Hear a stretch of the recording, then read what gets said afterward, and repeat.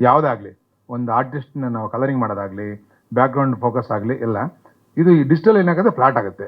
But ರೀಲಲ್ಲಿ ತುಂಬ depth ಇರುತ್ತೆ. ಅಂದರೆ ಲೈಟಿಂಗ್ ಮಾಡೋದ್ರಿಂದ ಶೂಟ್ ಮಾಡೋದ್ರಿಂದ ಚಾಲೆಂಜಿಂಗ್ ಇರುತ್ತೆ. ಅದು ಈಗಿಂದ ಡಿಜಿಟಲಲ್ಲಿ ಏನು ಚಾಲೆಂಜಿಂಗ್ ಇರಲ್ಲ.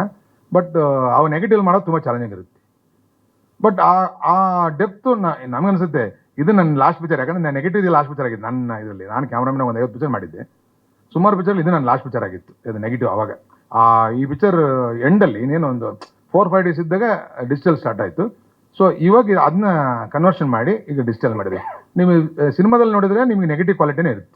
ನೆಗೆಟಿವ್ ಏನು ನಾವು ರೀಲ್ ನೋಡ್ತೀವಿ ಅವಾಗಲ್ಲ, ರೀಲ್ ಸಿನಿಮಾ ಆ ಕ್ವಾಲಿಟಿನೇ ಇರುತ್ತೆ. ಅದಂತೂ ಪಕ್ಕ ತುಂಬ ಚೆನ್ನಾಗಿ ಬಂದಿದೆ. ಯಾಕಂದರೆ ನಾನೊಬ್ಬ ಈ ಸಿನಿಮಾ ಪ್ರೊಡ್ಯೂಸರ್ ಅಂತಲ್ಲ, ಈ ಸಿನಿಮಾ ವರ್ಕ್ ಮಾಡೋದ್ರಿಂದ ಒಂದೊಂದು ಪ್ರೇಮನ ತೆಗೆದ್ರಿಂದ ಇವತ್ತು ಈ ಸಿನಿಮಾ ಸ್ಕ್ರೀನ್ ಮೇಲೆ ನೋಡಿದ್ರೆ ಇವತ್ತು ಮೇಕಿಂಗ್ ಮಾಡ್ದಂಗಿದೆ. ಓಂ ಪ್ರಕಾಶ್ ಅವರು 10 ವರ್ಷ ಹಿಂದ್ಗಡೆ 12 ವರ್ಷ ಹಿಂದ್ಗಡೆ ಮೇಕಿಂಗ್ ಮಾಡಿದ್ದಾರೆ. ತುಂಬ ಚೆನ್ನಾಗಿ ಒಂದೊಂದು ಫ್ರೇಮಿಂಗ್ ಒಂದು ಆ್ಯಂಗಲ್ಲು ಇವತ್ತು ಲೇಟೆಸ್ಟ್ ಮೇಕಿಂಗ್ ಮಾಡ್ತಾರೆ ಆ ಥರ ಇದೆ. ಅವಾಗ 10 ವರ್ಷ ಮುಂಚೆನೇ ಮಾಡಿದ್ದಾರೆ ಅವರು, ತುಂಬ ಚೆನ್ನಾಗಿ ಮಾಡಿದ್ದಾರೆ ವರ್ಕ್. ಸೊ ಅದನ್ನ ನೋಡ್ಬಿಟ್ಟು ನಾನು ಈ ಸಿನಿಮಾನ ಡಬ್ಬಿಂಗ್ ಮಾಡ್ಬೇಕಂತ ಆಸೆಪಟ್ಟು ಡಬ್ಬಿಂಗ್ ಮಾಡಿ ಈ ಪಿಕ್ಚರ್ ಕರೆಕ್ಷನ್ ಮಾಡಿ ಕನ್ನಡ ಮತ್ತು ತೆಲುಗು ತಮಿಳು 3 ಲ್ಯಾಂಗ್ವೇಜ್ ಮಾಡಿದ್ದೀವಿ. ಈ ತಿಂಗಳು 6ನೇ ತಾರೀಕು ರಿಲೀಸ್ ಮಾಡ್ತಾ ಪಿಕ್ಚರ್.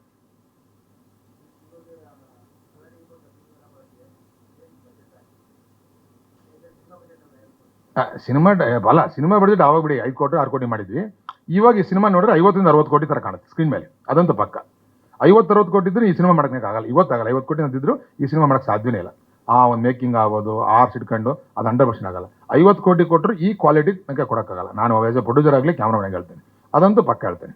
ಸಿನಿಮಾ ನೋಡಿದ್ರೆ ನೀವು ಹೇಳ್ತೀರಿ, ಇದು ಸುಳ್ಳು ಅವಶ್ಯಕತೆ ಇಲ್ಲ. ಯಾಕಂದರೆ ನಾನು ವರ್ಕ್ ಮಾಡಿದ್ರೆ ಗೊತ್ತಿದೆ. ಯಾಕೆ ಇವತ್ತು ನನ್ನ ದುಡ್ಡಿದ್ದನು ಈ ಡಿಜಿಟಲಲ್ಲಿ ಈ ಕ್ವಾಲಿಟಿ ಕೊಡೋಕ್ಕಾಗಲ್ಲ, ಅದೊಂದು ಪಕ್ಕ. ಆ ಥರ ಕಾಣಿಸ್ ಸ್ಕ್ರೀನಲ್ಲಿ 50-60 ಕೋಟಿ ಖರ್ಚು ಮಾಡಿರ್ತಾನೆ ಕಾಣುತ್ತೆ ಸಿನಿಮಾ. ಡಿಸ್ಕಷನ್ ಹಾಗೆ ಮಾಡ್ತೇವೆ. ನಮ್ಮ ವೆಂಕಟೇಶ್ ಅಂತ ಫ್ರೆಂಡ್ ಅದರೆ ಒಂದು 100-150 ಥಿಯೇಟರ್ ಇರುತ್ತೆ, ತೆಲುಗು ಕನ್ನಡ ಸೇರಿ. ಇಲ್ಲ, ಈಗ ಕನ್ನಡ ತೆಲುಗು ಮಾಡ್ತೀವಿ ಫಸ್ಟು, ಆಮೇಲೆ ಒಂದು 2 ವೀಕ್ಸ್ ಆಮೇಲೆ ತಮಿಳು ಮಾಡ್ತೀವಿ. ಸೊ ತಮಿಳು ಸ್ಟಾರ್ಟಪ್ ಮಾಡ್ಬೇಕಲ್ಲ, ಅದು ಕಷ್ಟ ಆಗುತ್ತೆ. ಇದು ತುಂಬ ಅರ್ಜೆಂಟ್ ಮಾಡಿದ್ದೆ. ಆ್ಯಕ್ಚುಲಿ ಟೈಮ್ ತಗೊಂಡು ಮಾಡ್ಬೇಕಾಯ್ತು.